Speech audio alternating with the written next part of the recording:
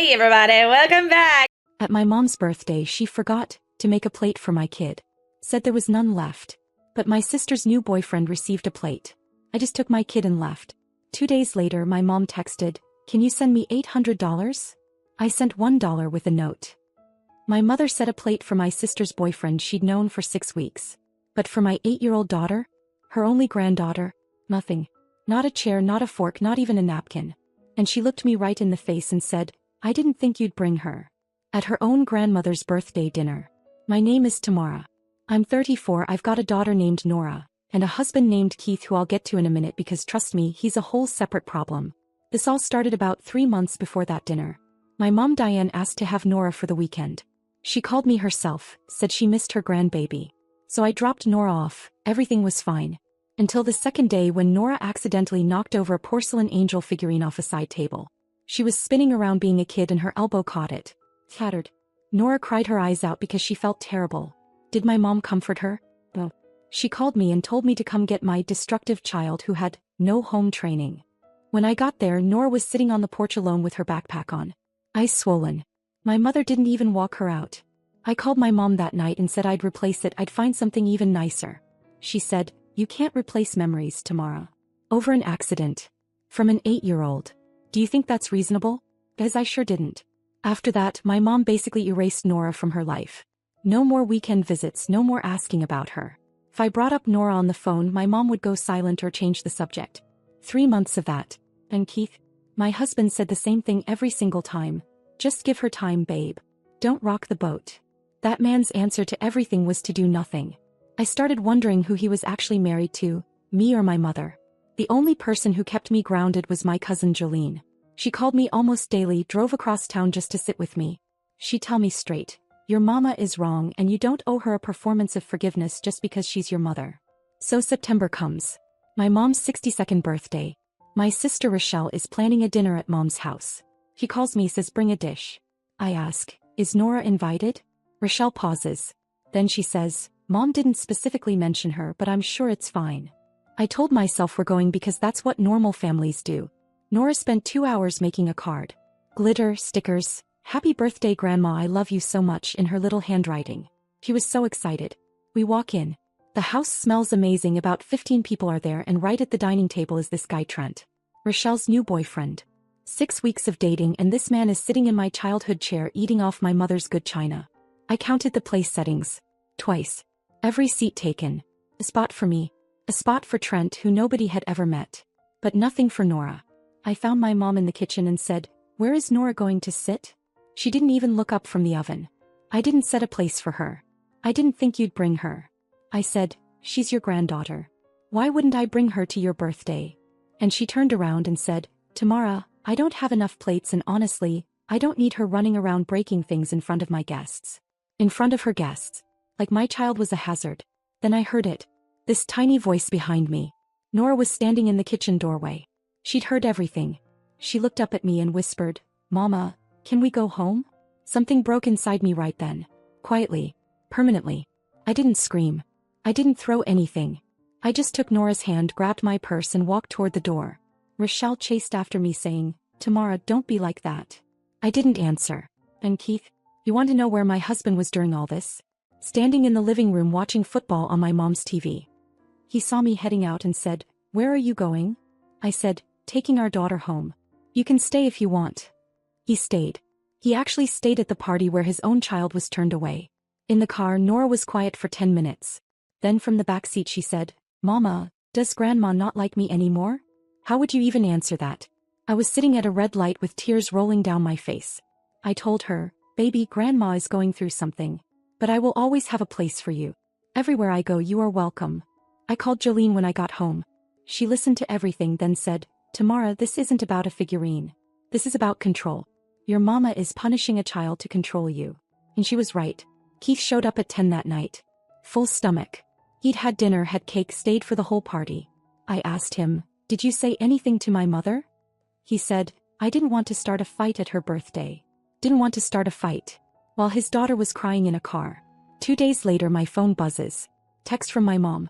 No apology, no, "How's Nora?" Nothing like that. Just, "Can you send me $800? Water heater broke." $800. After everything she did. I opened my banking app. Typed in $1. In the memo line I wrote, "You cut off from my family." Hit send. What happened after that? Let's just say my mother didn't take it quietly. Not even close. She pulled the whole family into it, and that's when everything truly fell apart.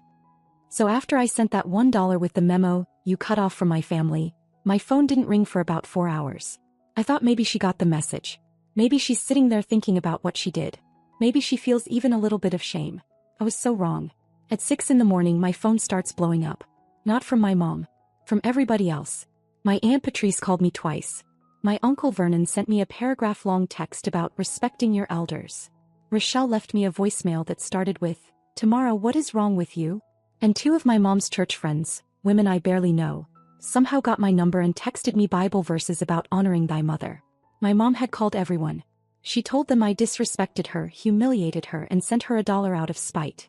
But did she tell them why? Of course not. She left out the part about Nora. She left out the part about no plate, no chair, nothing for her own granddaughter. She made me the villain and gave herself the starring role as the heartbroken mother. Keith woke up to me sitting at the kitchen table staring at my phone and said, "What's going on?" I showed him the messages. And you know what he said? "Maybe you should just apologize to keep the peace."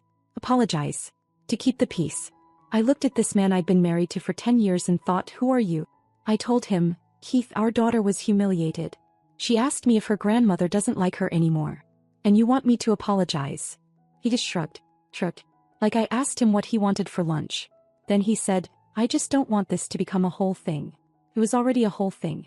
It became a whole thing the second my mother excluded an 8-year-old to make a point. Now let me tell you about the money because this is important. For the past 5 years I had been helping my mom financially. Not small amounts either. Her car payment? I covered it when she fell behind. Her property taxes? I chipped in. New roof 2 years ago? Keith and I sent her $3,000. Groceries, electric bills, doctor copays. If Diane needed it, Tamara provided it. And not once, not a single time did she ever say thank you. She treated it like it was owed to her. Like that was just my job as her daughter. Jolene knew about all of this. She'd been telling me for years, "Tamara, you are funding a woman who doesn't even respect you." And I kept making excuses. She's my mom. She's on a fixed income. He's getting older.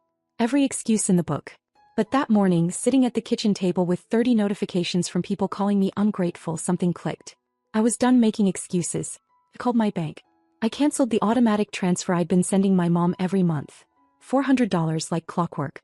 Then I went through my accounts and removed her as an authorized user on the credit card I'd added her to last year for emergencies. Which, by the way, she'd been using for anything but emergencies.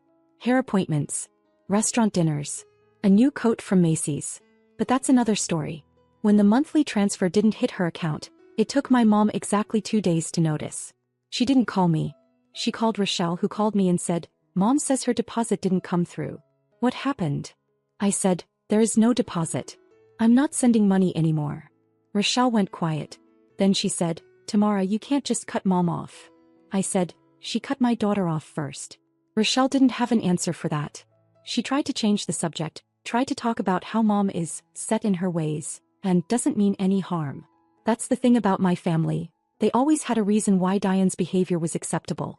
She's old school. He's stubborn. That's just how she is.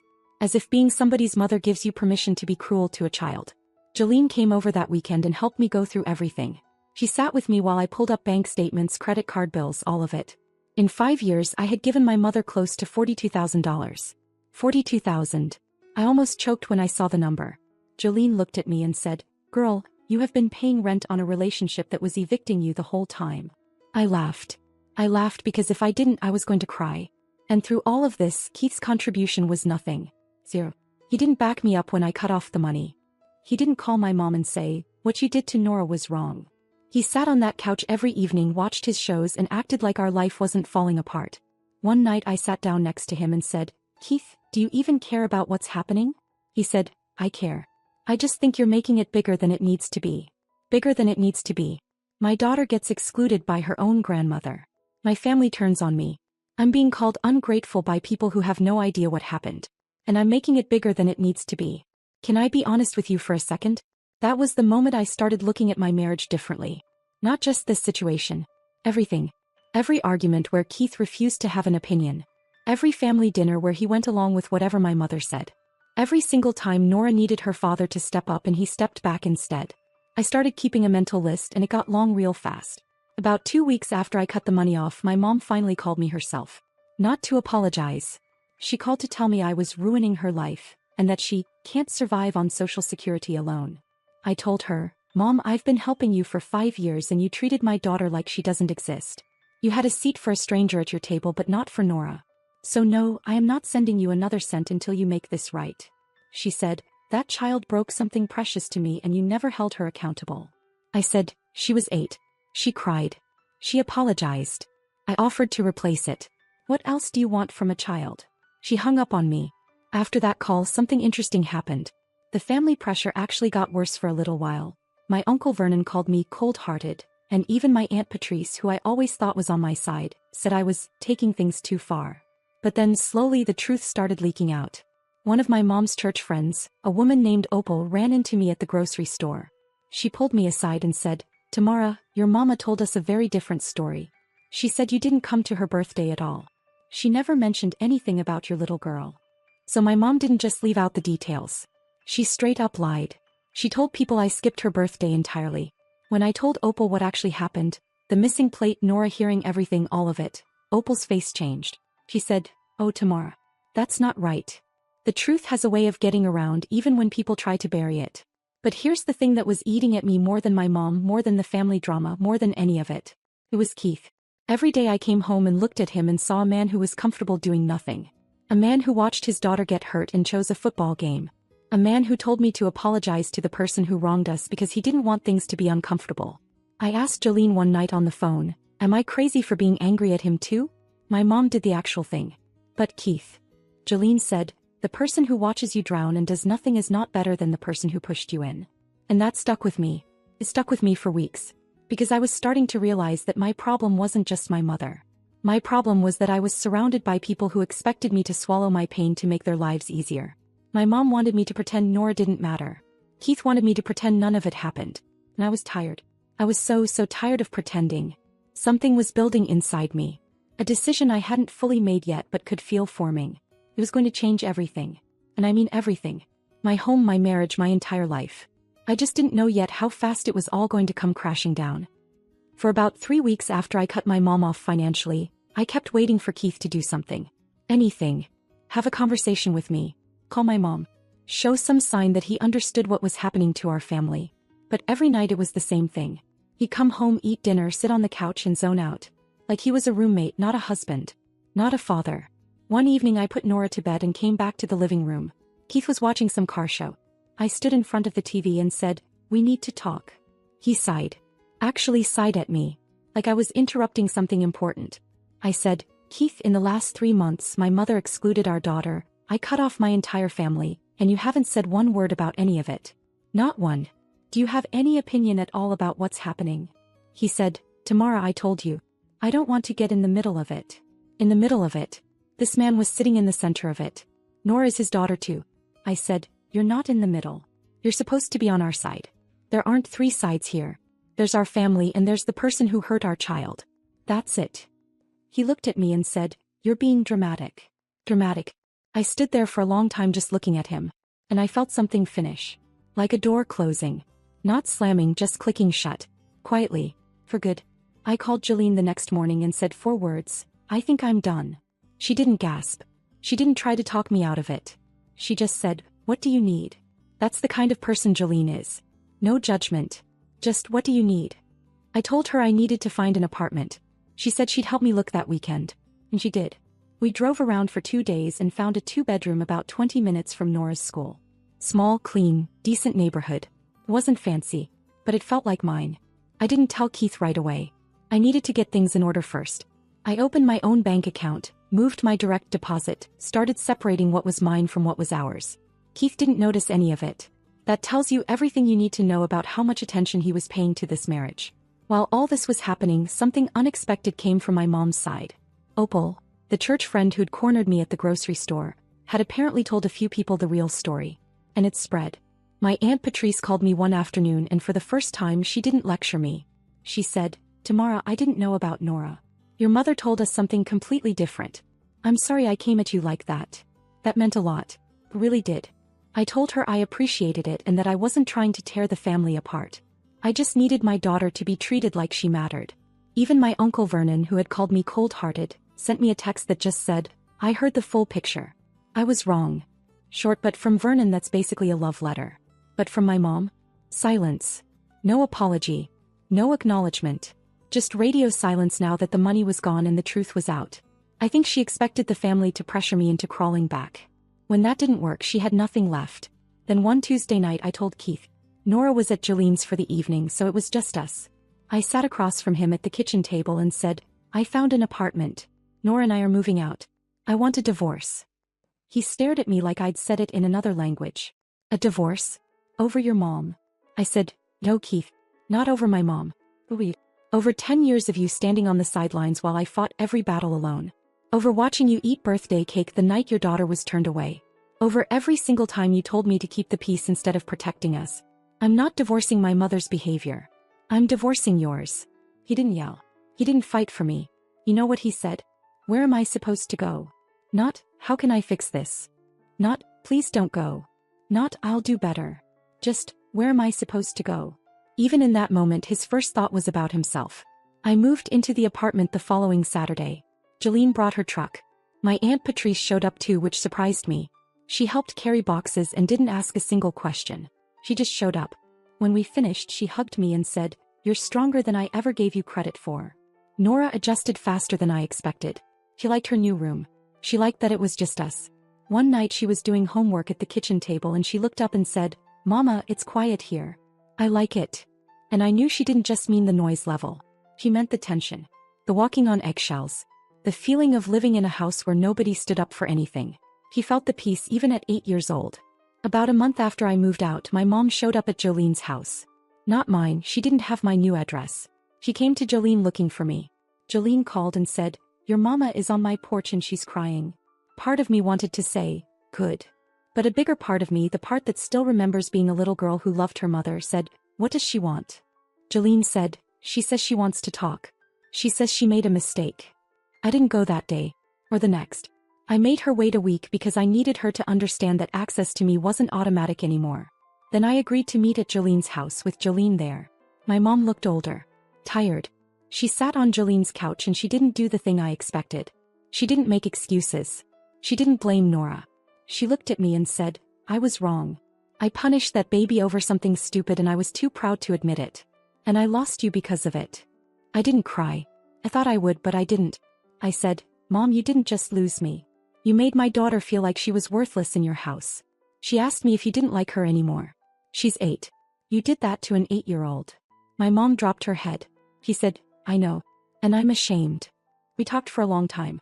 I told her that if she wanted to be in Nora's life again, it would be on my terms. Supervised. So. And the first time she made my daughter feel unwelcome, it would be the last. She agreed to everything. She even asked if she could write Nora a letter and I said she could. The letter came a few days later. It was 2 pages long, handwritten. She told Nora she was sorry, that the broken figurine never mattered as much as Nora did and that Grandma was wrong. Nora read it 3 times and then put it in her little keepsake box. She said, I think Grandma means it, Mama. And honestly, I think she did too. People can change when they finally lose enough to wake them up. As for Keith, he signed the papers without a fight. He moved in with his buddy Craig and sees Nora every other weekend. He's not a bad father in the basic sense. He shows up when it's his turn. But he's the same Keith. Passive, quiet, comfortable on the sidelines. Nora loves him because he's her dad and I would never interfere with that. But I couldn't be married to a man who treated my pain like an inconvenience anymore. My life now is smaller. A 2-bedroom apartment, a tight budget, my daughter, my cousin who's more like a sister, and a family that's slowly stitching itself back together. It's not glamorous. But every single morning I wake up and I don't feel invisible. I don't feel like I'm screaming into a room full of people who refuse to hear me. Nora's thriving. She's happy. She's loud and clumsy and she breaks things sometimes because she's a kid. And in this apartment that is perfectly okay. If this story meant something to you, I'd really love to hear your thoughts. Drop a comment, let me know what you think. If you liked it, leave a like. It means more than you know. And if there's something you didn't agree with or would have done differently, share that too. I'm just a real person telling a real story and I appreciate every single one of you who stayed until the end. Thank you so much for listening. Thank you so much for listening. Thank you so much for listening. Genuinely remorseful and kept apologizing. But I couldn't shake that feeling of betrayal. Like, not only was he doing all of this, like, on your wedding day, like, was he really gonna go and, like, look at his phone and, like, text this other woman on your wedding day? He basically thinks your feelings are a joke. He admitted that he had doubts, but he insisted that he loved me and wanted to make our marriage work. I told him I needed time to think, and since then I've been staying with a close friend while I sort through my emotions. Listen, it is okay to have doubts about your relationship. Lots of people have doubts. Lots of people get pre-wedding jitters. They get scared being with one person, but you don't cheat. You just don't. Now I'm torn. Did I overreact by leaving on our wedding day? Should I have confronted him then and there, or did I do the right thing by taking a step back to gather my thoughts? I feel like you were actually quite considerate of his feelings and everybody else at the party by just like quietly leaving. There are a lot of people out there that would raise hell when they saw that. My goodness. I feel guilty for leaving in such a dramatic way. You didn't though. Like, you were not dramatic at all. Like, I feel like you were quite poised in how you handled this. But I also feel justified in needing time to process such a huge revelation. Am I the a-hole for leaving my husband on our wedding day? Honestly, no. No, you're not. Like, I'm sorry that it had to happen on your wedding day. That really sucks. It sucks that he couldn't figure his out before and you guys could have broken up, or, you know, he could have been sure about you before you guys got married. I just feel like all of this could have been avoided. And just because you made the decision to leave on the wedding day, yes, but like, you wouldn't have done that if you didn't encounter, like, the conversation is one thing, the cheating is another thing. It's both things that you discovered one after the other on your wedding day. If anybody doubts you, just send out a text blast.